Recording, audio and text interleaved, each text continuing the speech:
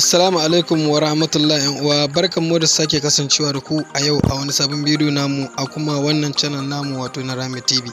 In yau ne farkon zuwan ka wannan channel namu ka danna mana alamar subscribe da kuma alamar ƙararrawar sanarwa domin samun sababbin shirye-shiryen mu da zarar mun dora.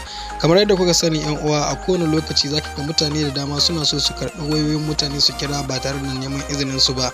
Kawai zaka ga wani ya zo ya ce da Allah ka ara mai wayar ka, koda ko abokinka ne ba zai nemi cewar zai kira ba, kawai zai nemi aronta ne ya kira ba tare da neman izinin ka ba. Wannan ne yasa muka kawo muku wannan hanya mai matukar sauki ta yadda zaka yi blocking din katin ka, babu wanda ya sai amfani da shi ba tare da neman izinin ka ba.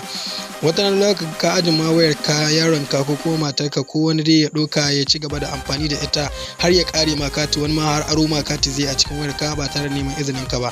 Mun kawo ma hanyar da zaka bi, babu yadda za a yi mutum ya kira ta cikin wayar ka ba tare da ya nemi izinin ka ba. Domin ganin yadda zaka yi wannan abin shine kamar haka.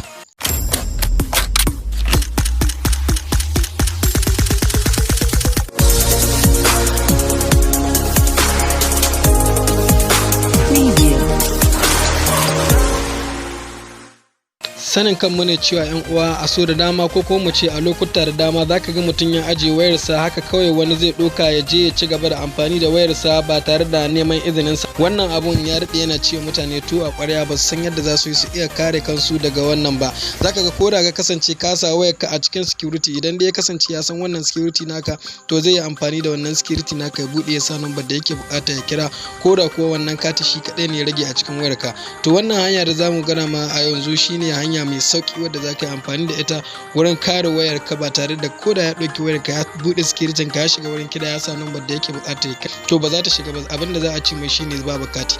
Wannan number da kake gani zaka shiga wurin da kake saka number, idan zaka kira sai ka saka *3*330*PSP. PSP su ne nambobin da suke zuwa akan kowane sim pack na layi. Dukkan wani sim pack na layi yana da PSP, kuma kowane sim pack PSP ɗinsa yana zuwa ne a sifili har kusan guda hudu, wato mu ce 00 har kusan guda hudu ko kuma 11 guda hudu. Amma idan ya kasance ka canza su to zaka iya sakawa a cikin wayarka, ko dai wani code in ka canza zaka sa wanda ka canza, in baka canza ba waɗannan su ne code din, ko da MTN ne ko Glo ne ko Airtel ko wani irin layi ne, ko da na mobile ne ko wani irin layi ne, waɗannan code idan ka saka su zaka fitar kai tsaye. Abin da kake bukata shine ka saka waɗannan code din. Daga bayan kuma idan ka buƙaci ka cire wannan sai ka saka *3* sai ka sa wannan PS card din, sai ka sa wannan PSC card din. Bayan kana sa shi kawai shikenan wayar ka za ta bude. Wannan shine bidiyon mu, kada ku manta da danna mana alamar like da ya mana share. Mun gode.